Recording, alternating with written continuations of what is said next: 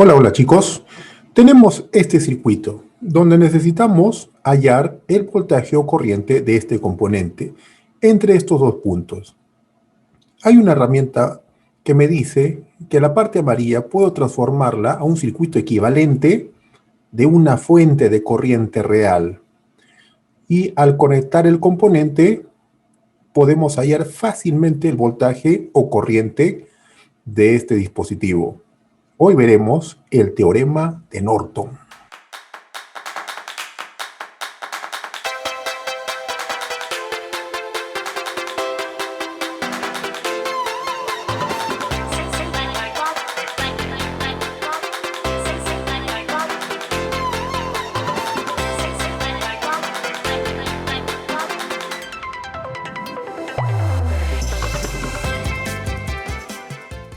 Bien, vamos a ver el teorema de Norton con este pequeño circuito, ¿sí? Donde necesitamos hallar el voltaje o la corriente de este componente, ¿sí? Es decir, entre los puntos A y B. ¿Qué me dice Norton? Que desde el punto A y B hacia la izquierda, yo puedo transformar todo ese circuito a un equivalente de este modelo. Una fuente de corriente real.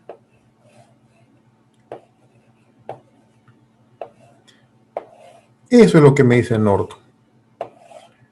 Y después yo puedo colocar el dispositivo del cual yo quiero averiguar su corriente o voltaje.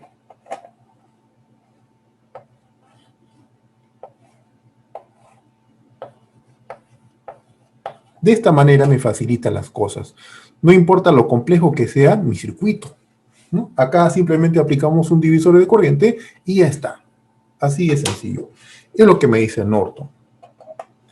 Ahora, ¿cómo hallamos el valor de esa fuente de corriente y esa resistencia? Para este caso, Norton nos dice, desconecta tu componente. ¿Sí? Desconecta tu componente de ahí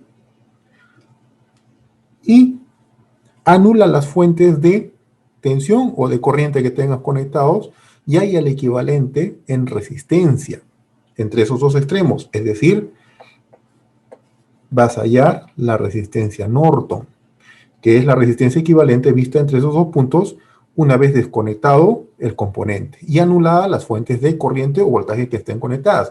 Recordemos, ¿cómo se anula la fuente de tensión? Con un cortocircuito. Y la fuente de corriente, ¿cómo se anula?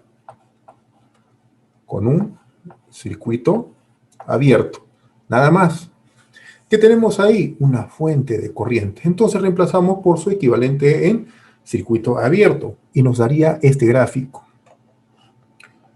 Yo siempre recomiendo que dibujen, que grafiquen, para que así se den cuenta lo que están haciendo y comprendan mejor el circuito.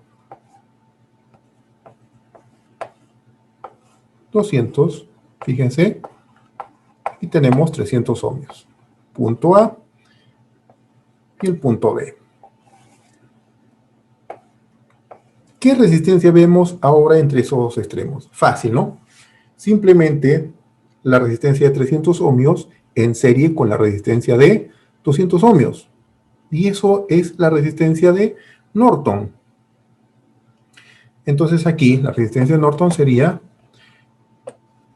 300 ohmios más 200 ohmios. ¿Cuánto es?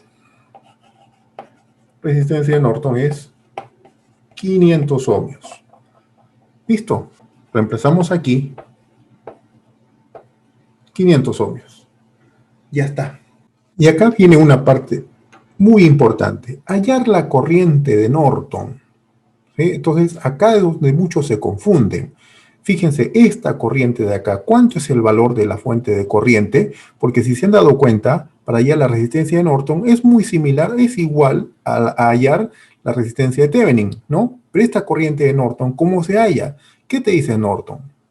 Cortocircuita estos terminales donde estuvo el componente y haya esta corriente de aquí, ¿sí? Esta corriente de aquí, que básicamente es la misma corriente de la resistencia de 300 ohmios, ¿o no? En este caso, esa es tu corriente de Norton. La corriente, céntrate en hallar la corriente. Entonces, viendo acá el circuito, fíjense, simplemente podemos aplicar que la corriente ingresa aquí, llega a este punto, miren, ¿sí? 100 miliamperios. Y se parte en dos. Se parte una corriente hacia la resistencia de 300 ohmios y otra parte de la corriente va hacia mi resistencia de 200 ohmios. ¿Cuál me interesa a mí? Esta de aquí, porque esta es la corriente de Norton en este caso. ¿Sí? Entonces, hallamos esa corriente por divisor de corriente. La corriente de 300 ohmios es igual a esa corriente 100 miliamperios multiplicado por 200 ohmios. Dividido entre la suma de ambos. 200 ohmios más 300 ohmios. ¿Cuánto sería esta corriente? 40 miliamperios. Y esta sería mi corriente de Norton. La corriente de Norton de la fuente sería igual a 40 miliamperios. Así de sencillo, así de fácil. ¿Sí? Empezamos siempre con circuitos bien sencillos, bien fáciles, porque lo importante es entender el concepto con claridad. Y ahora podemos hallar con mucha facilidad la corriente o el voltaje de este componente. ¿Sí? Porque ya sabemos que acá nos da 40 miliamperios. ¿Qué aplicamos? Simplemente un divisor de corriente.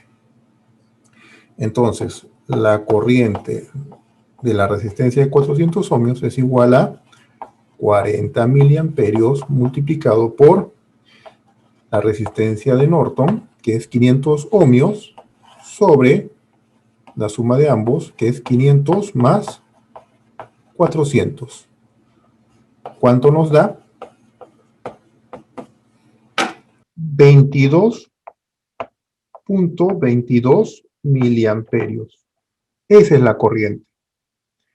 Y si queremos seguir el voltaje de esa resistencia o ese componente, aplicamos la ley de Ohm. Nada más. Sería igual a 22.22 miliamperios por 400 ohmios. La ley de Ohm. ¿Cuánto sería el voltaje? 8.89 voltios. Listo. Así de simple. Ojo también, otro detalle muy importante. Cuando hallemos la fuente de corriente, tenemos que hallar el sentido también. ¿Cómo así? Si la corriente que circula, que hemos hallado la corriente de Norton, circula de arriba hacia abajo, la fuente de corriente de Norton tiene este sentido, de abajo hacia arriba. Si nos hubiese salido la corriente en dirección hacia arriba, entonces esta fuente tendría la dirección invertida, es decir, hacia abajo. ¿Sí? Y ahí muchos se equivocan también, ¿no? Porque nos da aquí hacia abajo, aquí le colocan hacia abajo y ya te salió todo mal. Esta polaridad es la que tiene la caída de tensión en la resistencia de 400 ohmios. Y ojo aquí, un dato muy importante, ¿no? ¿Qué tal si yo quiero tomar ahora otros puntos de referencia y no de esta resistencia? Digamos, en esto de aquí, en este componente, entre A y B. Observen bien, ¿ah? ¿Necesito hallar mi equivalente Norton? No.